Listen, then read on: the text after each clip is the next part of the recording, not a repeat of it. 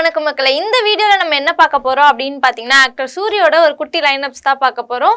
ரீசெண்டா வந்துட்டு வெற்றிமாறன் டைரக்ஷன்ல விடுதலை படத்துல இருந்து பாட்டெல்லாம் ரிலீஸ் ஆயிட்டு வேற லெவல்ல அந்த பாட்டை வந்து நம்ம கேட்கும்போது அப்படியே பழைய காலத்துக்கு கொண்டு போன மாதிரி ஒரு ஃபீலா இருந்தது.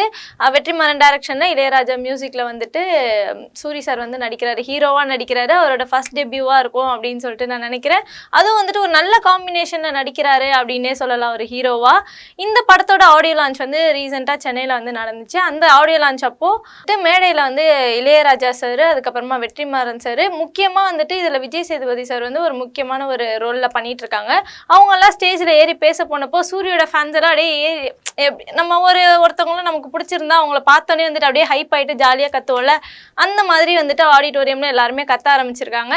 அப்படி கத்தும் போது பார்த்தீங்கன்னா இளையராஜா சார் வந்து காண்டாயிட்டார் லைட்டா அப்படின்னே சொல்லலாம்.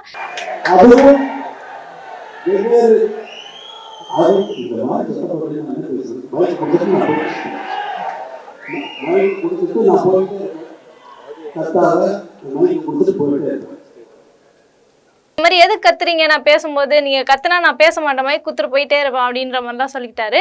அந்த அளவுக்கு வந்துட்டு சூரிக்கு அவ்வளோ ஃபேன்ஸ் இருக்காங்க அப்படின்னே சொல்லலாம். விடுதலை படத்தை தொடர்ந்து எஸ்கேவோட ப்ரொடக்ஷன்ல வந்துட்டு, அதாவது ப்ரொடக்ஷன் நம்பர் 6 அப்படின்னு சொல்லிட்டு நம்மளே ஒரு அப்டேட் கொடுத்துருப்போம். அந்த ப்ரொடக்ஷன் நம்பர் 6 வந்துட்டு அந்த என்ன படம் அப்படின்னு பார்த்தீங்கன்னா கொட்டுக்காளி அப்படின்ற படத்துல வந்துட்டு மறுபடியும் சூரி சார் வந்து ஹீரோவா நடிக்கிறாரு. இது யார் டைரக்ட் பண்றாங்க அப்படின்னு பார்த்தீங்கன்னா வினோத் அவங்க டைரக்ஷன்ல தான் பண்றாங்க. பார்த்தீங்களா எப்படி வந்துட்டு ஒரு பேக்ரவுண்ட் ஆர்டிஸ்டா இருந்துட்டு, அதாவது ஒரு ஜூனியர் ஆர்டிஸ்டா இருந்துட்டு ஒரு காமெடினா வந்து இப்போ ஒரு ஹீரோவா வந்துட்டு தொடர்ந்து ஹீரோவா பண்றது வந்துட்டு வேற லெவலே. ஓகே, இவர் நடிச்சா படம் ஹிட்டுப்பா அப்படின்ற அளவுக்கு ஒரு காமெடியனா ஸ்டே பண்ணி அடுத்து வந்துட்டு ஒரு ஹீரோவா ஆயிருக்காங்க அப்படின்றது வந்துட்டு சாதாரண விஷயமே கிடையாது. அதுவும் இப்போ இருக்க ஃபீல்டெல்லாம் வந்துட்டு ஒரு படம் நடிக்கிறதே நமக்கு ரொம்ப கஷ்டமா இருக்கு. அதுக்கப்புறம் மக்கள் நம்மளை ஞாபகம் வச்சுக்கிறது அதை விட கஷ்டமா இருக்கு. ஒருத்தர் ஜூனியர் ஆர்டிஸ்டா வந்துட்டு ஒரு காமெடியனா இப்போ ஹீரோவா இருக்காருன்னா அது சாதாரண விஷயமே கிடையாது. என்னப்பா இந்த 2 படம் தானா லைன் அப்ஸ்ன்னு சொன்னீங்க, ஒரு 3 படமாவது இருக்குமே அப்படின்னு சொல்லிட்டு நீங்க எதிர்பார்த்தது எனக்கு புரியுது. கொட்டுக்காளி படத்தை தொடர்ந்து துரை செந்தில் அவங்களோட டைரக்ஷன்ல வந்துட்டு மறுபடியும் ஹீரோவா பண்ண போறாங்க அப்படின்ற அப்டேட் வந்திருக்கு. துரை செந்தில் என்னென்ன படம்லாம் எடுத்திருக்காங்க அப்படின்னு பாத்தீங்கன்னா கொடி, காக்கி சட்டை, அதுக்கப்புறமா பட்டாசு, இந்த மாதிரி ஒரு சூப்பர் ஹிட்டான படத்தெல்லாம் கொடுத்துருக்காங்க. தொடர்ந்து வந்துட்டு வெற்றிகரமான டைரக்டரோட படத்துலயே வந்துட்டு ஹீரோவா நடிக்கிறது வந்துட்டு வேற லெவல்ல வந்துட்டு அவங்க ஃபேன்ஸுக்கெல்லாம் ஒரு பெரிய ட்ரீட்டாவே இருக்கு. கண்டிப்பா என் தலைவன் வந்துட்டு அப்படியே மின்னுவா இருப்பா அப்படின்ற மாதிரி வெயிட் பண்ணிட்டு இருக்காங்க. கண்டிப்பா சூரி சாருக்கு வந்துட்டு எங்களோட வாழ்த்துக்கள். ஒரு ஹீரோவாவும் இருக்கீங்க.